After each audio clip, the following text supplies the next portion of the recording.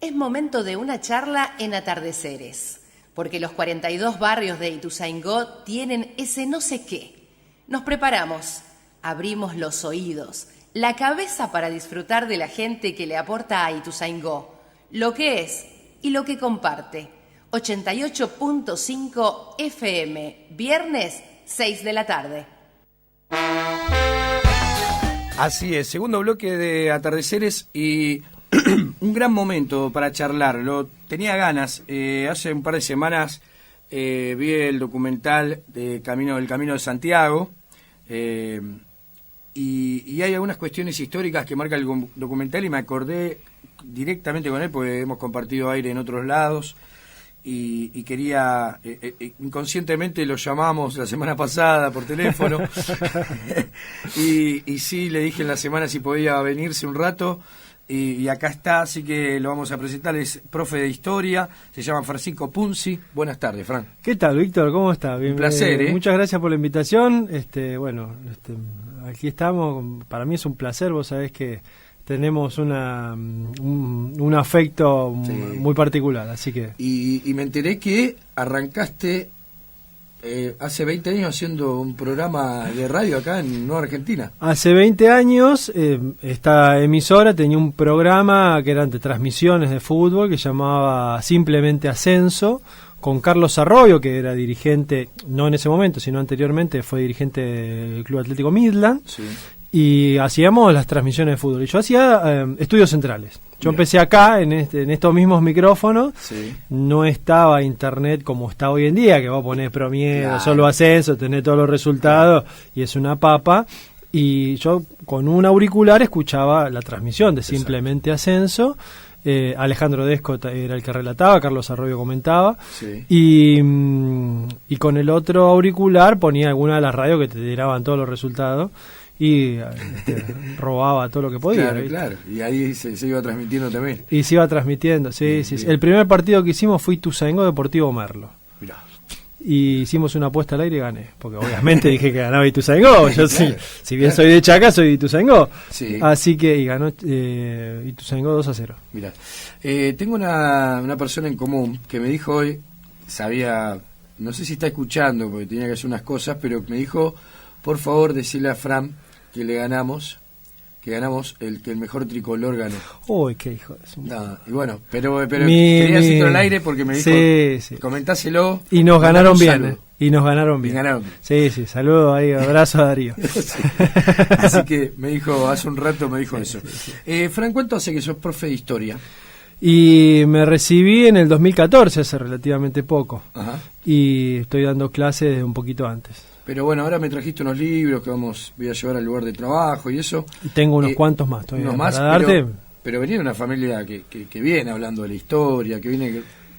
A ver, mi abuelo fue militar. Sí. Fue militar porque se lo pidió la madre, ¿eh? Sí, estudia esto, ponete así. Sí, me lo dijo textual, ¿eh? Me dijo, es más, me dice con una sonrisa, tenía 96 años cuando me respondió, ¿no? Y se reía, le pregunté, ¿por qué sos militar? Y porque me lo pidió mi vieja.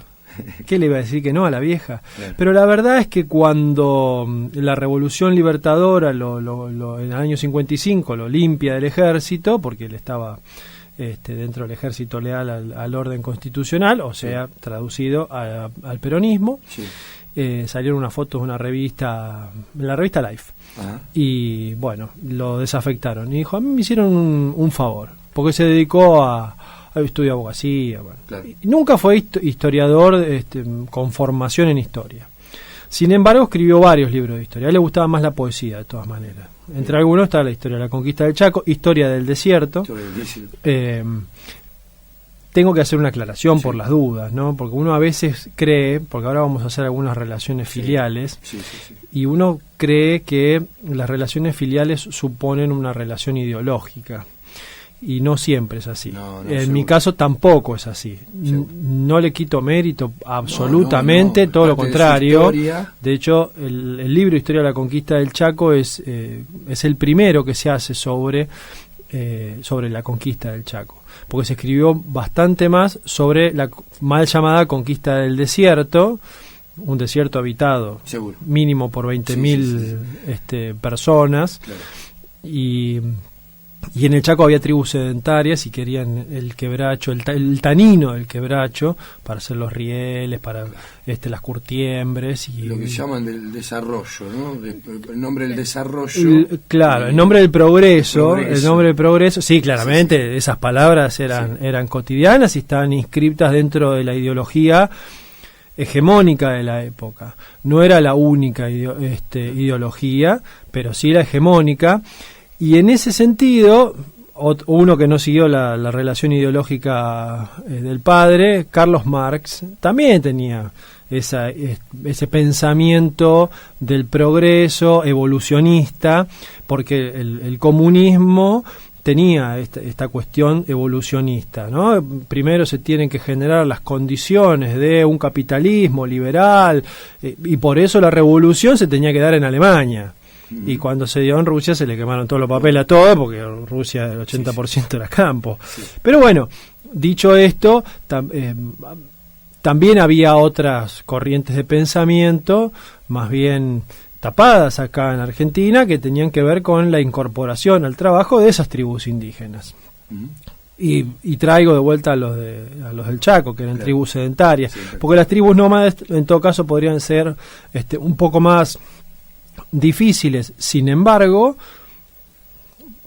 uno lo puede ver en otros países de Latinoamérica, que sí los incorporaron a la vida del capitalismo. No estoy diciendo de o formar un estado pluricultural, como en Bolivia, como es en Bolivia, no, el mismo Perú, en el mismo Paraguay, los incorporaron de otra manera, y en todo caso habría que ir a fondo o más meticulosamente para no creer que lo sucedido en esos lugares era el paraíso.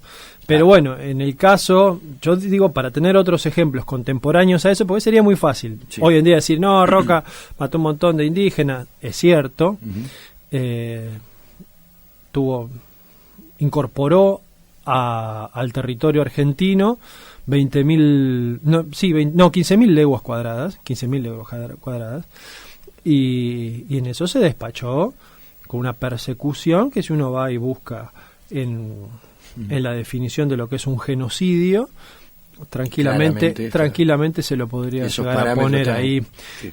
Y te doy un ítem con respecto al cuando uno va y la definición técnica de lo que es genocidio dice persecución y muerte por las ideas de un grupo de personas, y no está el ámbito político. Ajá. Eso lo hizo sacar Stalin, porque la definición se hizo después de la Segunda Guerra Mundial. Y como Stalin había perseguido unos cuantos, hizo dentro de todos esos acuerdos estaba ese detalle. Interesante. Que hizo, la persecución política no es un genocidio. No. No. Solo ¿sabes qué? Estaba mirando el Camino de Santiago y hablan de la conquista del desierto y empiezan a nombrar relacionando aquella conquista, mal llamada conquista, por ahí, pero sí marcan a Bullrich. Sí. Ahora no recuerdo el otro apellido, marcan al embajador que tiene la Argentina en Estados Unidos, que es bisnieto de uno de los generales que hizo parte de este genocidio en esa época, y vos te pones a pensar, digo, ¿qué es cómo puede ser que esas familias sean las mismas de siempre? O sea, sean las de aquel momento y hoy están gobernando la Argentina, ¿no? Eso digo. Y es como que estuvieron siempre, ¿no? Como que estuvieron siempre y que están siempre ahí. Y hablaba hace un ratito de la patria contratista y esos apellidos que vienen desde esa época. De la dictadura y que han crecido tanto. No, bueno, pero por ejemplo, el 2 de abril es una fecha muy cara a nuestros sentimientos por la Guerra de Malvinas. Exacto. Pero no solamente. El 2 de abril de 1976, José Alfredo Martínez de Hoz da a conocer el plan económico de la dictadura militar. Ajá. Uno de los apellidos que se repite a través de la historia, de hecho la sociedad rural se llama Martínez de Hoz, es precisamente ese. cuando se repartieron las tierras, hicieron toda una campaña económica anterior a la conquista que Sarmiento votó en contra de esa expedición. Bueno. Sí, bueno, intereses políticos en todo caso más individualistas. No te olvides que en el año 54 le escribí una carta de puño y letra a Mitre desde Chile diciéndole que no ahorrara sangre de gaucho, que debía ser lo único de ser humano que tenían. Entonces, digamos, esto lo estoy cometiendo un anacronismo, pero se enmarca en esta idea. Bien. Digo, no es casualidad, hay un libro de José María Borrero que dice algo así como: por cada oreja de Tehuelche ofrecían un patacón. Salían a cazar indios, y le llamo indio y no le llamo indígena porque en todo caso puedo estar cometiendo un error, pero indio fue la condición legal que le dieron en la época de la colonia a los indígenas. Uno lo podría llamar indígenas en todo caso más correctamente, para no redundar, pueblos originarios, aborígenes. Ojo con eso, porque por ejemplo los incas, uno dice son aborígenes, uno podría decir que sí, pero antes de los incas existieron otras tribus y no existían los incas, entonces aborigen supone ser la primera. Sí. Así que, pero digo por una cuestión legal, lo llamo así por una cuestión legal. Y salían a cazarlos, y después cuando se dieron cuenta que con cortarle las orejas quedaban vivos, pues si vos le cortás las orejas a alguien puede ser muy doloroso, pero la vida no la va a perder. Le cortaban la cabeza, decime. Le cortaban los testículos. Ah, qué bien. Algunos salían a matar, obviamente para cortarle los testículos tenías que matar. Claro. Y eso está inscrito en ese libro. Está contado. Sí, en ese libro está contado, pero digo, en esas ideas de la época, cómo se divertía la oligarquía, bueno, se divertían de esa manera. Porque claro, obviamente lo veía la indígena como alguien que en la zona de frontera viene a saquearnos, viene a llevarnos a nuestra gente. No nos olvidemos que antes de la campaña de 1979 de Roca, donde ellos le dicen la conquista del desierto, hubo otras campañas anteriores, y mientras ellos avanzaron primero en la campaña de 1979, avanzaron primero hacia lo que hoy es Carmen de Patagones, Viedma, hasta el Río Negro, y esos hacia el sur, y hacia el oeste empezaron a avanzar en 3 columnas hacia lo que hoy sería, o las cercanías de lo que es hoy San Carlos de Bariloche. Obviamente que la tecnología que tenían ya les permitía hacer lo que no habían podido hacer antes. Se le atribuye a Roca una frase que desconozco si fue cierta, pero no creo que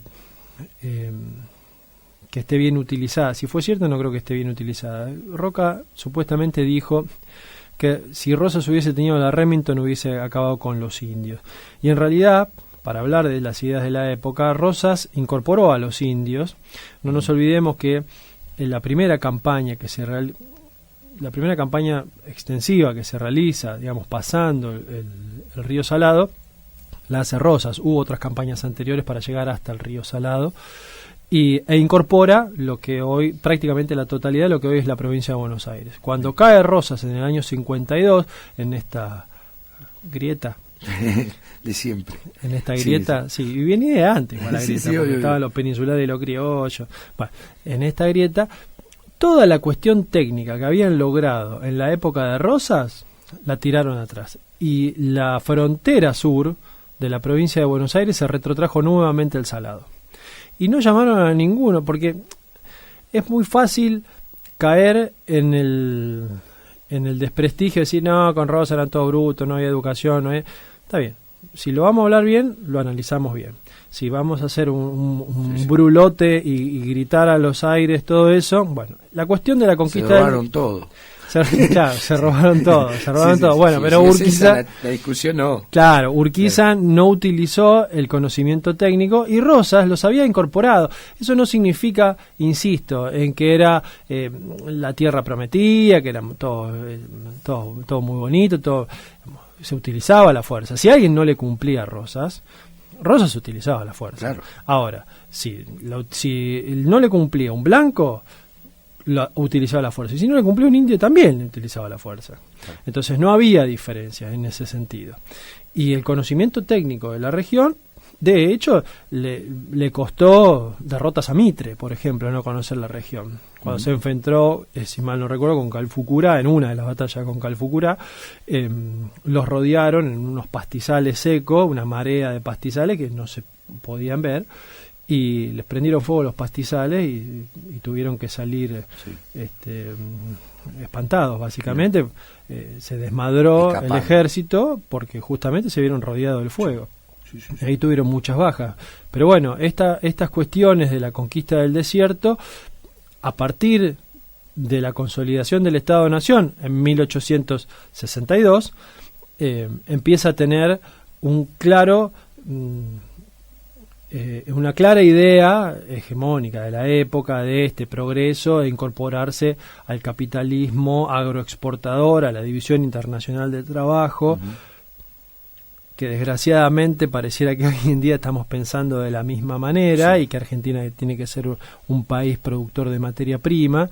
Y a mediados finales del siglo XIX, los términos de intercambio con los países productores de manufacturas, llámese Inglaterra básicamente, le permitían tener un beneficio a la República Argentina. Entonces producían toda la materia prima basada en el campo y alguna que otra industria incipiente relacionada con ese campo. Ahora, cuando los términos de intercambio, 1873 y fundamentalmente en 1890, cuando se hace cargo del gobierno, uno de los peores gobiernos de la historia, que fue el de Juárez Selman,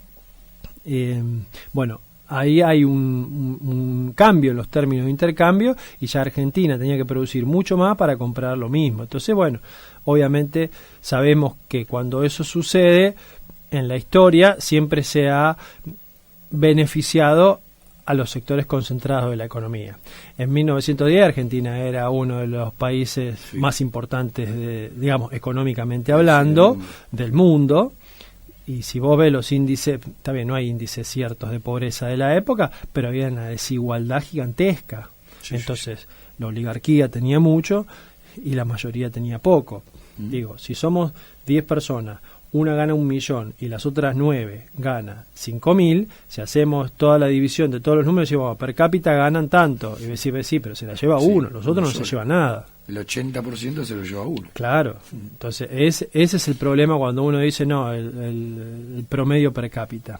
Sí, y digo, lo pongo, para traerlo al presente, lo pongo en términos de la transferencia, ¿no?, que hay hoy, la política de transferencia a las empresas de energía, sacarle retenciones al campo, que todo se encarezca, que salir a trabajar el bondi, el alimento que comemos, esa transferencia que hay a las empresas, a los grupos económicos que manejan esas empresas, es como en aquel momento, básicamente, ¿no? Digo, sí, mucho dinero en pocas manos y una gran masa del pueblo hoy sosteniendo algo que encima nos acortan el poder adquisitivo y todo. Me imagino a la pobreza de aquel momento era, ¿no?, un poco parecido. Mirá, encima pasa como pasó siempre. El que es pobre pelea, lo discutía el otro día con una compañera de trabajo, ¿no? Clase media, alienada. Acomodada. No. Clase media. Trabajadora, pero trabajadora. Enojada. Sí, enojada. Entonces decía, no, los que más perdemos somos los de la clase media. Sí, en términos técnicos uno puede decir, sí, vos perdiste 10 y el pobre perdió 1. Ahora, el pobre perdió 1 y no puede comprar el pan. Ahí va. Lo que significa para el pobre ese 1 seguramente significa mucho más que lo que es para vos el 10. El tema es que tenemos un problema para ponernos en lugar del otro. Yo debería decir, perdón por hablar en primera persona porque no corresponde, a la gente no le interesa, pero digo, uno podría decir, está bien, yo pierdo 10 y a mí me molesta, y claro que me molesta. Ahora, veamos a las personas que están sufriendo realmente, porque y esto no significa conformarme, ¿eh? No estoy diciendo me voy a conformar. Entiendo. Digo, no creamos que la historia pasa por el ombligo de uno. Ayer pasó algo muy grande en la Plaza de Mayo, sí. y me parece que la historia pasa por ahí. También en alguna de las tantas clases ahora en la Universidad de Luján, a la cual uno asiste, lo que terminábamos comentando es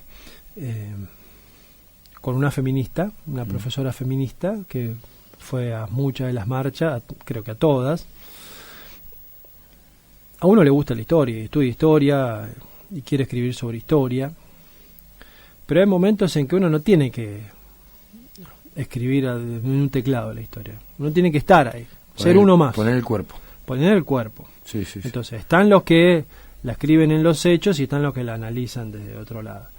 Y me parece que ese es el mejor ejemplo de una, en este caso la voy a citar porque estoy hablando bien de ella, de Touris, Claudia Touris, que sabe mucho sobre la historia de la Iglesia Católica en Latinoamérica y particularmente de Argentina. Vos sabés que a mí ese tema en particular me interesa mucho, así que hemos tenido... ¿Y la discusión empezó por ahí? No, la discusión empezó...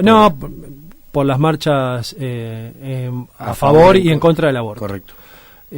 Obviamente ella está con los pañuelos verdes, que dicho sea paso, ayer en la plaza estaba inundado de pañuelos verdes. Decían que era una moda, lo de los pañuelos verdes. No. Parece que la moda sigue, Es un movimiento. Bueno, eso pasa cuando uno tiene que desprestigiar al otro. Claro. Pasaba, y vuelvo al siglo XIX. Pasaba en el siglo XIX esto de civilización o barbarie. Sí. Si no nos incorporamos al mercado capitalista mundial y a la división internacional del trabajo, que en términos de intercambio nos conviene, es la barbarie de Rosas. Entonces, pero si nos incorporamos, es el progreso. Sí. El tema es cómo te incorporabas. Y Argentina no tuvo en ningún momento las ganas de incorporar a los indígenas o a los indios en el mercado de trabajo capitalista. Y lo digo porque vamos a suponer, le vamos a dar la razón a Roca, ¿no? Las tribus nómades del sur eran todos, viste, los araucanos eran todos malos, que robaban ganado y lo comercializaban con Chile y violaban mujeres, y así resumimos la historia de los araucanos temiblemente. Y bueno, supongamos que no... Los mapuche también. Claro, sí, es un grupo terrorista internacional financiado por Irán, ¿no? No nos olvidemos. El RAM, ¿no? Claro, el RAM, sí. De aquella época. Sí, y Jonás Walla debe ser un terrorista bancado por Al Qaeda. Sí. Y en la historia de la conquista del Chaco uno ve tribus nómades. O sea, era más difícil sacarlos a ellos de ahí, porque precisamente eran, tribus sedentarias. Tribu sedentaria, no se querían ir de ahí, por eso costó tanto también sacarlos de ahí. El tema es que era sacarlos o nada, no era incorporarlos. Claro. No nos olvidemos que los diaguitas en la colonización de América le resistieron 100 años a los españoles, hasta que los españoles lo pudieron rodear, empezaron a tener mejor tecnología y se tuvieron que reducir, obviamente, una limpieza. Y ahí siguieron una línea ideológica de la conquista de América, Roca. Conquista del desierto, y estaba pensando mientras hablabas estaba hablando del descubrimiento de América. Sí. ¿No? Digo, son siempre desde descubrimiento, ¿no? Desde lo positivo. ¿Se entiende lo que digo? En términos dialécticos, es la conquista del desierto. Conquista algo se conquista una mujer, pero claro. eran genocidios y también el descubrimiento de América. Claro, descubrimiento por quién, por los que estaban acá, no, ya lo sé. Pero no descubrieron nada, vinieron a eliminar y a imponer una cultura, pero ¿Cómo marca la historia también? Lo digo por el marketing, ¿no? Nosotros nos estuvieron enseñando en la escuela secundaria el descubrimiento de América y no el último día de libertad de los pueblos originarios, ¿no? El 12 de octubre, por ejemplo. Pero te hablo del sentido del marketing, ya viene jugando hace años y años, en la manera de comunicar, conquista. La utilización del lenguaje. El lenguaje. Y fíjate que en realidad acabo de pisar el palito. Sí. Porque hemos estudiado nosotros desde la terminología de conquista y colonización de América, que no es lo mismo que descubrimiento. Ahí va. Y está muy bien que lo marques. Sí, ahí va. Porque a veces en esta vorágine de medios de comunicación, de cómo hablamos, y uno se larga a hablar, bueno, a mí se me escapó el descubrimiento. Y en realidad no es descubrimiento, es conquista y colonización. ¿Lo habrán descubierto ellos? Sí, pero acá había 6 millones de personas. Exacto. Entonces, una cosa hay que separarla de la otra. A lo que iba es, lo que hicieron los colonizadores fue, por ejemplo, con los indios quilmes. Los sacaron del norte argentino y los trajeron para acá. Entonces, con lo que eso conlleva psicológicamente hablando. Y en el caso de Roca, también más allá de que mataron no se saben las cifras exactas, pero los que más seriamente han estudiado el tema están hablando como mínimo de 3.000 indígenas que los han matado y cerca de 12.000 los han distribuido por diferentes lugares y los han reducido a la condición de servidumbre. Claro. Sí, o sea, no sirve, la mano de obra indígena no era considerada por Roca y la hegemonía cultural de la época como utilizable. Sí. Entonces, que se tenía que utilizar, no olvidemos... Pensaba, qué ricos seríamos, ¿no? Si hubiéramos compartido culturalmente Culturalmente hablando, sí, seguramente. Hubiéramos sido muy ricos, ellos se ha transmitido de alguna manera, ¿no? Haber eliminado, ¿no? Bueno, de hecho, otra de las tantas taras lingüísticas que nos han metido a través de los años es el tema de uno cuando estudia historia muchas veces le dice, bueno, vamos a estudiar la prehistoria, ¿no? Que son la historia de los pueblos antes de la aparición de la escritura. Entonces vos te encontrás con pueblos como los que podrían haber estado acá, muchos de ellos que no tenían escrituras, eran culturas ágrafas, entonces eran prehistóricos. ¿Viste? Y uno asocia lo prehistórico con el paleozoico. Claro. ¿Viste? ¿No? Los dibujos en las cavernas. Los incas no tenían escritura, tenían un sistema de nudo, pero no tenían un sistema de escritura. Tenían reloj los tipos. ¿Viste? ¿Viste que medían? Y no hicieron un imperio gigantesco que no tiene nada que envidiarle a ninguna... Autosustentable. Autosustentable. Y, por ejemplo, no conocían lo que era la rueda. ¿Cómo transportaban todo eso? Entonces, vos fijate, mirá los ingenieros que tenían con este sistema de terrazas. Mirá los aztecas, el sistema que tenían de islas flotantes para poder utilizar esos pantanos, que claramente no se podía cultivar nada, claro. Y hacían esas islas flotantes, que no es un postre precisamente, y... cultivaban ahí y también hicieron un imperio gigantesco, dos culturas bastante diferentes, ¿no? La azteca y la inca, con dioses diferentes, si bien hay una condición de prácticamente la mayoría de las culturas que era adorar al sol. Para uno era el Inti, para el otro para los aztecas en todo caso tenían al Quetzalcóatl y a uno que era el dios guerrero, que era Huitzilopochtli, que necesitaba mucha sangre, y bueno, así tuvieron muchísimos enemigos y Cortés aprovechó eso para conquistarlo, ¿no? Porque tenían enemigos por toda la frontera, los aztecas, pero eran muy fuertes, entonces no los podían atacar. Cuando vinieron los españoles aprovecharon eso, después se arrepentirían aquellos que ayudaron a los españoles. Qué interesante. Sé que tenés que ir a buscar a tu hija. Sí, a baile. Yo te dije que la tenía que ir a buscar a vole, me equivoqué, era a baile. Sí, a baile. Fran, seguiríamos charlando, pero tenemos más cosas para ir sumándole a lo que están escuchando. Este momento fue increíble. Ojalá tengamos la posibilidad más adelante de volver a charlar. Me interesa mucho la cultura latinoamericana, ¿no? La historia latinoamericana. Sí. Es interesante. Hay muchos caos que no los tengo en claro, cosas que he leído, estas relaciones también, esto nos fuimos al 1700, al 1800 y volvimos al 2018. Y no lo nombramos Sancho Arena, que fue uno de los que se quedó con el territorio en la provincia de Buenos Aires. Mucho. Marx diría el capitalismo originario. Claro. A partir de ahí empieza la apropiación de los territorios, la propiedad privada y empezar la explotación. Que se la las parcelas, la venta de terrenos. De una manera repugnante. 1 millón de hectáreas casi tiene Benetton. Sí, tiene rodeado el lago argentino. Ahí fue a pasar unos días. ¿Quién fue capaz de venderle tanto? ¿Desde cuándo? ¿Sabes? Bueno, eso viene desde la década del 80. Del 80. Ahí empezaron a comprar. Y cada vez fue comprando más. Y no se y adentro tiene metido comunidades mapuches, dentro de los territorios. Sí. Bueno, ahí está. Vean El Camino de Santiago. Te invito a verla también en cuanto puedas. Es una película cinematográficamente increíble y que me llevó, más allá que te emocionaste, da bronca por todo lo que le pasó, todo lo que pasó con Santiago Maldonado, pero también me hizo, che, estos tipos están todo el tiempo. Estos tipos que están hoy en el poder, en el gabinete. Uno es senador, Bullrich, ¿no? Lo tenés a otro que es embajador en Estados Unidos. Es impresionante que estén ahí, un par de familias de la Argentina estén ahí siempre. Y te trazo en el medio. Eduardo Amadeus, diputado de Cambiemos. Sí. Mario Amadeo era familiar de él y fue uno de los comandos civiles del año 55. Sanchezini es el ministro de Educación. Sí. Bueno, Sanchezini fue el que escribió la historia de la segunda tiranía, fue un militante para derrocar al peronismo en el año 55.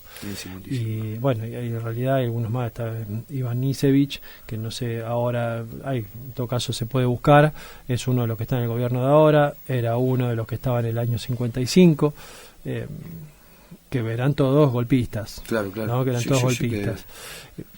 Pero bueno, como dijo uno de los funcionarios de Cambiemos, en un tuit, me gustaría saber el nombre, no lo recuerdo ahora, nosotros hubiésemos estado al lado de la revolución libertadora en el año 55, ¿no? Mira. Que dicho sea de paso, el Archivo General de la Nación, en una investigación preliminar por ahora, pero no la han terminado, ya van contando 170 muertos.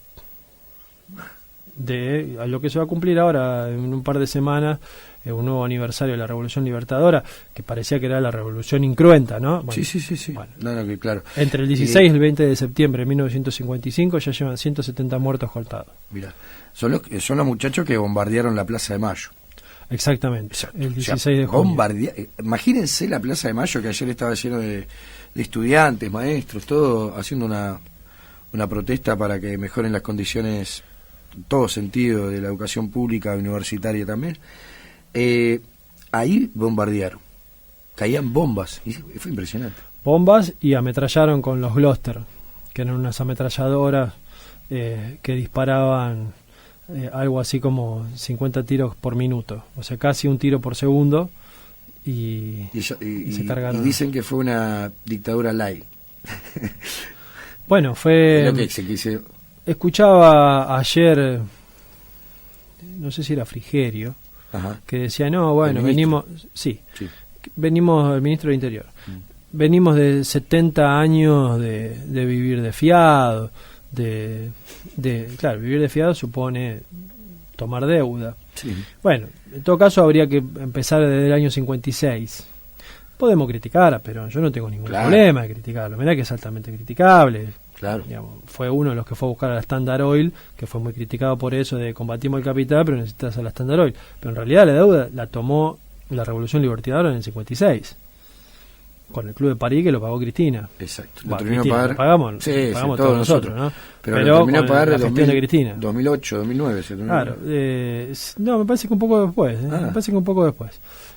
Se le pagó al fondo y posteriormente, una de las últimas fue, que obviamente fue criticado por la oposición de ese momento, decía, le pagamos mucho más, pero viene del año 56 esto. Sí. La deuda es ilegítima. Digo, la que está tomando hoy este gobierno es ilegítima también, seguramente en su momento una deuda, que hay una parte de esa deuda se tiene que pagar a 100 años. Fua. Yo pienso en mis nietos, Fran, y tienen que pagar deuda externa. Sí, el tema es que en el caso de la deuda actual, uno se debería meter con el concepto de legitimidad y legalidad. Y podríamos llegar preliminarmente podríamos llegar a decir que es ilegítima. Ahora, es legal. Es legal. Es legal. No era legal la de la dictadura. La familia Macri se benefició mucho de eso. Sí, Después sí, me sí. dirán, sí, la 1050 y los Kirchner. Pero la familia Macri con SOCMA fue una de las familias mucho. más la deuda externa argentina al iniciar la última dictadura militar era de 7.000 millones de dólares, y cuando terminó la dictadura militar estaba rondando casi los 50.000 millones, creo que 45.000 dólares, 45.000 millones de dólares, sí, ¿no? Sí, sí. Queda claro, con una guerra de por medio, una locura. Impresionante. Fran, muchas gracias. Por favor, un placer. Nos encontramos, ojalá que pronto. Cuando usted quiera, y chiflame y te traigo los demás, más libros, algunos más libros. Algunos, bueno, los un placer enorme. Hemos charlado un ratito con Francisco Ponce, profe de historia, un rato diferente en la radio.